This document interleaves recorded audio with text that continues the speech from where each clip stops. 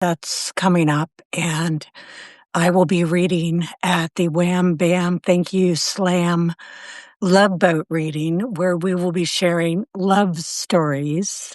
And yeah, let's deconstruct that. So, anyway, join me. That's going to be February 21st, 5 p.m. Eastern Time, hosted by Nan Tepper, the one and only. Just for fun. Like I said, I came on here just to chat and say hi to everybody. It's so cool to see to see you guys jumping on here, with no previous warning or anything. That's great. What's on your mind?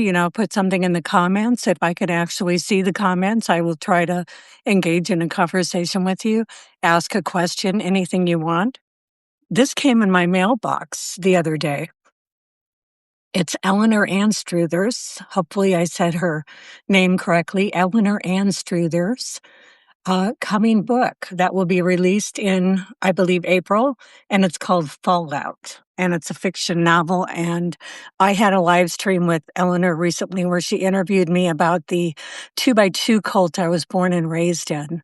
And it was an amazing, incredible conversation. It was so wonderful to be on the opposite side because I normally am the interviewer. So it was really a privilege and an honor for me to be interviewed. And Eleanor was a master. So it was just a great event that I enjoyed very, very much. In other news, coming up later next week, I don't have the exact date, but I think it's somewhere between the 18th and the 19th of February. You can look because it is scheduled. No, it's not scheduled yet. Okay, well, it will be. I will be interviewing Renee Denfeld. And Renee has a Substack on here called The Talking Bone. And she's very generously sharing writing advice and how to write, how to find an agent, all kinds of wonderful information coming from Renee.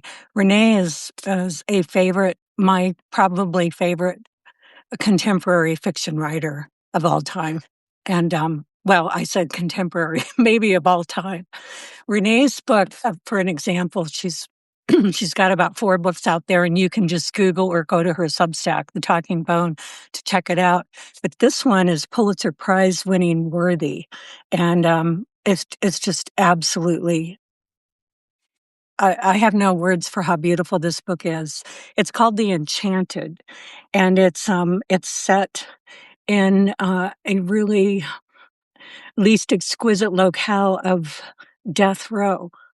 And yeah, somebody reviewed the book and said, "The Enchanted wrapped its beautiful and terrible fingers around me from the first page and refused to let go after the last. A wondrous book that finds transcendence in the most unlikely of places." And that's what Renee Denfeld does. She finds transcendence in the most unlikely of places. And you know what? We need Renee right now.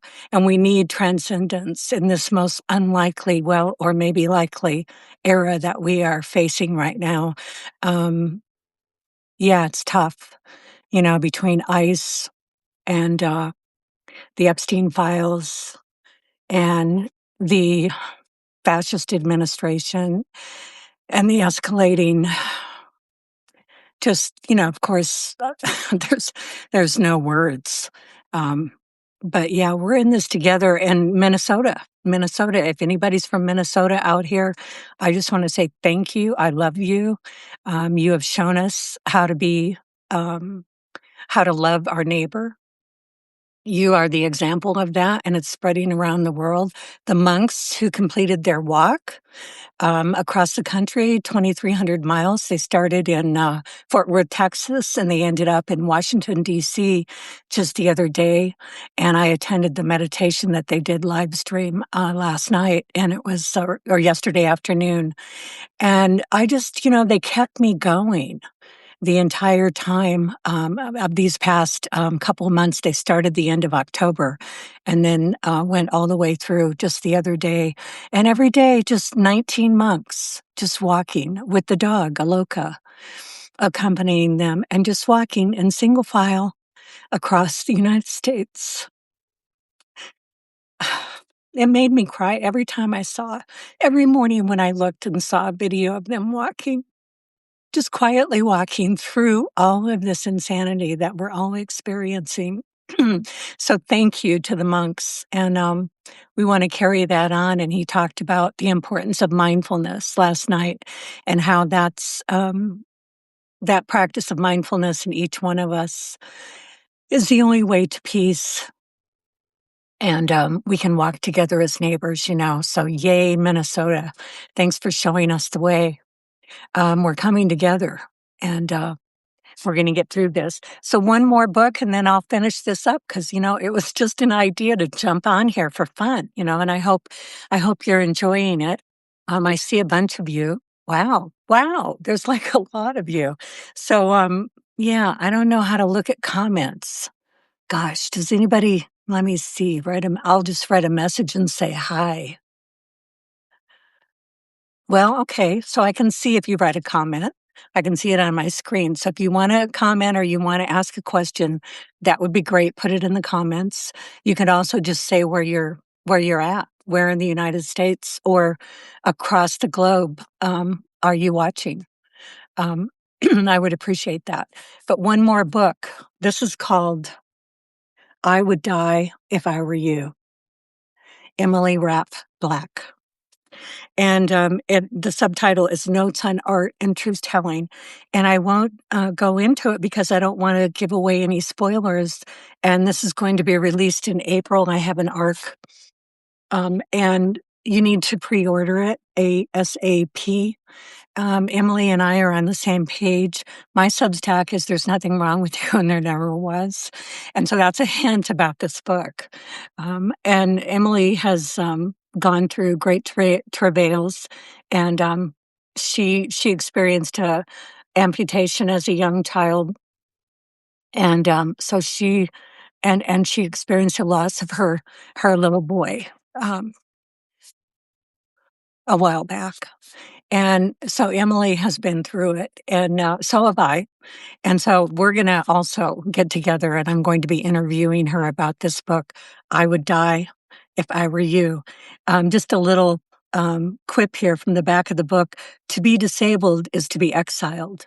To have a terminal illness is to be isolated in one's time limitedness. To grieve is to be annihilated, and to live is inevitable. All of these together and at once form the core of the truth of being human.